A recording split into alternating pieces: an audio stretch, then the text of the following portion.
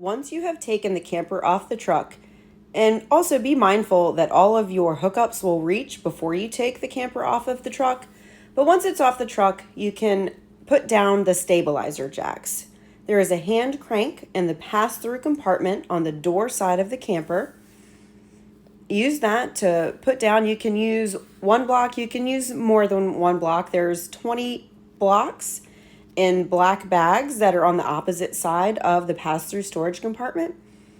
Be advised that these are stabilizer jacks. They are not there to lift the camper. They are simply there to help stabilize the camper so that you do not feel a lot of motion as you are walking back and forth. You may still feel some though. You should not be able to move the block underneath of the stabilizer jack. If you are going to be somewhere for an extended period of time, you may need to adjust these during your stay. As you can see here, the campsite is on sand, so the camper may settle a little bit with the weight. So just check it every day or so in case you start to feel a little bit more movement than you did at first.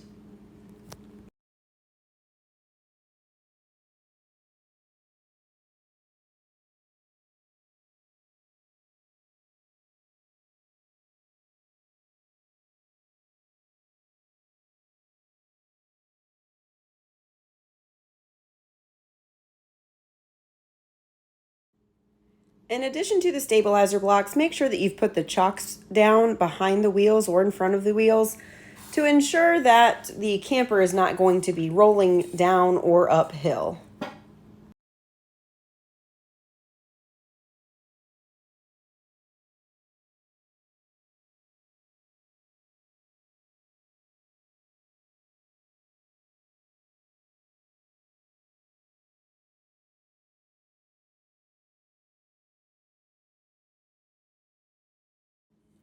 Now it is time to complete your hookups. There are several mesh black bags that are labeled with black, fresh water, and electric. Those will be in the pass-through compartment on the hookup side of the camper. Here we are starting with electric. There is a large surge protector that is in the electric bag. That will need to go into the breaker box that is on the camper side. This is a 30 amp breaker, a 30 amp electrical cord for a 30 amp camper. There is a 50 amp to 30 amp converter located in the camper. It is green in color in case a 50 amp is the only option that has been given to you.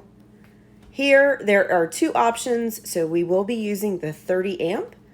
Before plugging in the surge protector, make sure that the breaker is off. Once the breaker is off, plug in the surge protector. You should not see any lights. Then turn on the surge protector and make sure that the electrical is correct. The very top explanation, there is a list of directions. You will see power on, and it will show you what the lights should look like. So essentially you should see two orange lights, one in the middle and one to the far right.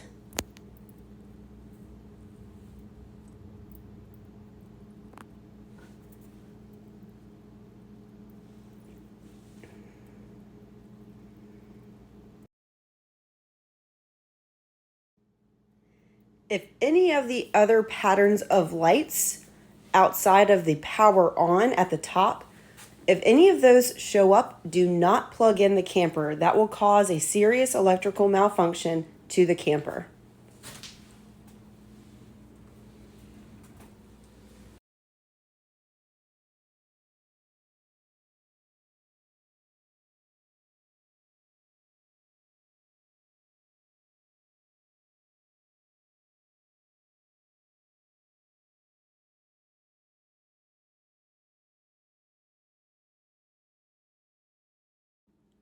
Now you can get the black electrical cord out of the camper and plug it in, or out of the bag and plug it into the camper. You will see the plug. Insert the plug into the receiver, and then you can twist clockwise the black plastic ring to secure the plug into the camper. We recommend that any appliances are unplugged or the air conditioning is off before you plug in the camper. Once the camper is plugged in, you can then take the opposite electrical side and plug that into the surge protector. Again, making sure that the surge protector is showing that the power is on and that the correct power to the source is accurate with those two lights up at the top. When you are done with that, please make sure that the black organizer bags go back into the pass-through compartment so they do not get lost. Next, you can hook up your fresh water hose.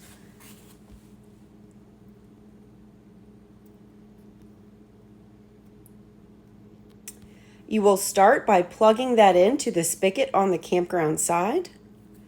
There is a pressure regulator already attached to the blue filter. Hook that up to the spigot first. If the hose is too cumbersome, you can take off the blue filter. Again, that very top gold piece on top of the filter is the pressure regulator. Feel free to remove those pieces to plug onto the spigot easier. Then you can reattach the hose.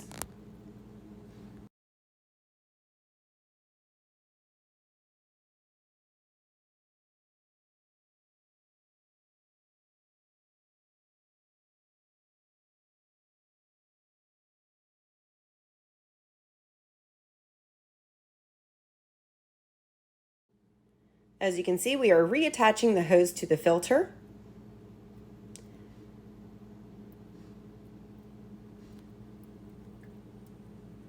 And now we will attach the hose to the camper.